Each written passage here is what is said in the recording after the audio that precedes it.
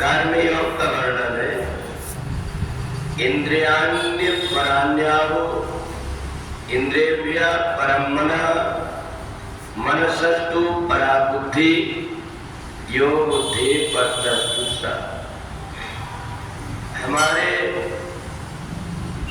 शरीर में ये चार चीजें पवित्र है, इंद्रिया, मन, बुद्धि और आत्मा। इनमें भी क्रम है। इंद्रियों से श्रेष्ठ मन है, मन से श्रेष्ठ बुद्धि है और बुद्धि से श्रेष्ठ है आत्मा। जब कभी हम कर्म करते हैं, अगर हमें इतनी बुद्धि हो जाए कि हमारी इंद्रियों में देवता बैठे हुए हैं, इंद्रिय द्वार झरोखा नाना जाता सुर बैठे कर थाना। ये जो इंद्रियां है हमारी, अगर हमने इन इंद्रियों को, चाहे वो कर्म इंद्रिय हो, चाहे ज्ञान इंद्रिय हो, परमात्मा से यदि हमने जोड़ लिया तो इंद्रियों की पवित्रता बनी रहती है। और इन इंद्रियों के द्वारा जो कुछ भी काम हम करते हैं, इन्हीं के द्वारा ही किए हुए कर्म के अनुसार हमारा मन बनता है। अगर हमने इंद्रियों की पवित्रता किया, कर्णित करे राम पद पूजा, चरण राम तीरथ चले जाए, जिनके श्रवण समुद्र समाना, कथा तुम्हारी सुगत सरिनाना। कान से हम दूसरों की निंदा चुगली न सुन करके भगवान की कथा सुन लिए। हाथ से जो कुछ भी हमसे सेवा बनी, हम वो सेवा कर लिए। और हमारे पैर से चल करके हम जहाँ पर परमात्मा का सत्संग हो रहा है, कथा हो रही, हम वहाँ पहुँच गए तो हमारी इंद्रियां पवित्र हो जाती है।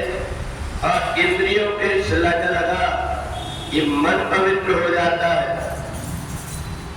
और फिर जब ये मन पवित्र हो जाता है तो बुद्धि उसके ऊपर नियंत्रण करते रहती है। यदि ये मन हमारा पवित्र नहीं हुआ,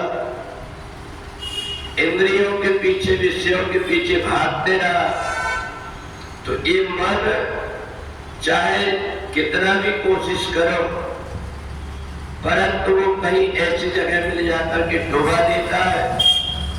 बाद में व्यक्ति को परेशान होना पड़ता है।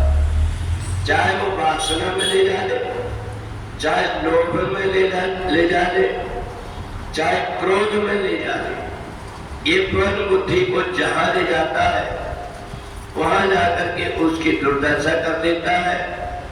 वो व्यक्ति का पूरा जीवन नरक बन जाता है। इसलिए गोधन, गजधन, बाजधन और रतन धन खान, जब आए संतोष धन सब धन भूल समान। तो जितने भी प्रकार के धन है उनसे श्रेष्ठ है संतोष धन। कभी भी कोई व्यक्ति कितना भी उसको मिल जाए, परंतु उसकी आत्मा संतुष्ट नहीं हो पाती। इसलिए जो कुछ भी हमें मिला हुआ है उसमें संतुष्ट रहना सीख लिए तो जीते जी हम स्वर्ग में निवास करते हैं।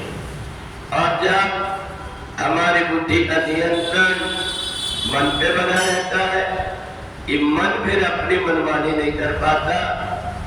मन बुद्धि को द्रोह जरूर देता, इतना ये हो जाए, इदमत मयानम एवं ताप से मनवंतम, इतना और हो जाए, फिर हमारे पास में कोई चीज की कमी नहीं रहेगी। इस बात के चक्कर में जो व्यक्ति पड़ा रहता है उसको पूरे जीवन में भटकते रहना पड़ता है। और जब बुद्धि उसको बता देती है ये जो आत्मा है पहले जन्म में भी इस शरीर के बंधन में बंध करके कई प्रकार के दुख उठाया है, इसलिए इस आत्मा को अगर संतोष देना है, श्रेष्ठ बनाना है, तो परमात्मा के अतिरिक्त बारी मथे घृत होए वरु सिकता सेवन तेल बिन हरि भजन न भाव करे यह सिद्धांत अपेल। कितना भी कोशिश कर लो पर जब तक कि तुम परमात्मा की शरण में नहीं आओगे तब तक कि तुम्हारा उद्धार नहीं होने वाला। बोली वृंदावन बिहारी लाल की। सीता